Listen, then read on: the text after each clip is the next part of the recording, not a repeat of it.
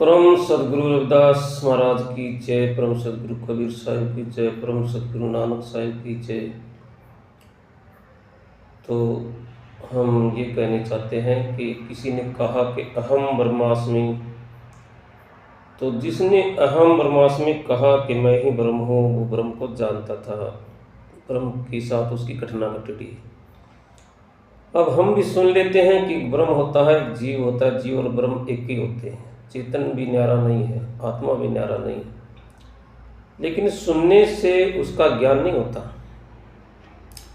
जब ब्रह्म के साथ, चेतन के साथ उसकी घटना घटती है और वो उसमें जा समाता है, समाने का अर्थ उसका जानना होता है, अनुभव में आ जाता है, उसकी वो घटना घट जाती है जो हमने सुनी है। मानो कि किसी ने ये कहा कि फलाने गांव में एक तालाब है, उसमें ठंडा पानी है, उसमें नहाने से काया ठंडी हो जाती है। उसके नहाने के बाद इतनी हल्की काया हो जाती है कि फूल जैसी हो जाती है। ये सुन लिया हमने किसी से। अब सुन लिया तो क्या सुनने से हम नहाए हो गए? क्या हमारी काया ठंडी हो गई? क्या हमारा फूल जैसी हल्की हो गई? वो बात उन्होंने कही है, तो हम जब जाएंगे वहाँ और वो तालाब हमें मिलेगा और उसमें हम डुबकी लगाएंगे। डुबकी लगाएंगे, जब नहाएंगे तो काया ठंडी होगी और हल्की काया होगी, फूल जैसी होगी। तब वो घटना घटेगी। जब वो घटना घटेगी तब उसका वचन याद आएगा कि उसने हमने बताया था कि वहाँ ऐसे ऐसे तालाब है, उसमें नहाने से ठंडी पानी काया ठंडी हो जाती है, फूल जैसी हल्की हो जाती है। तो अब उसमें नहाया है, डुबकी लगाई, तब उसकी घटना घटी है।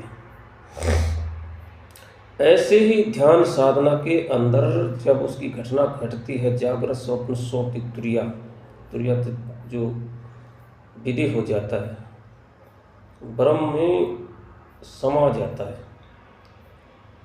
सतुल को जानो, सूक्ष्म को जानो, कारण को जानो। ये तीन शरीर है, तीनों माया के हैं और तीनों बंधन में है, निर्बंधन नहीं है।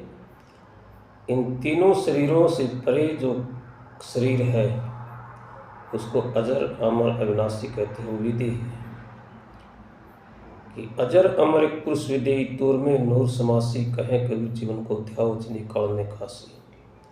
तीनों शरीरों से परे जो शरीर है वो विधि है, तो वही ब्रह्म है, वही चेतन है। लेकिन उसकी साथ घटना तब घटेगी, तुम ना तो सतुल शरीर में बचोगे, न सूक्ष्म शरीर में बचोगे, न कारण शरीर में बचोगे, और तुम वो हो जाओगे जो है, जिसको तुम जानना चाहते हो।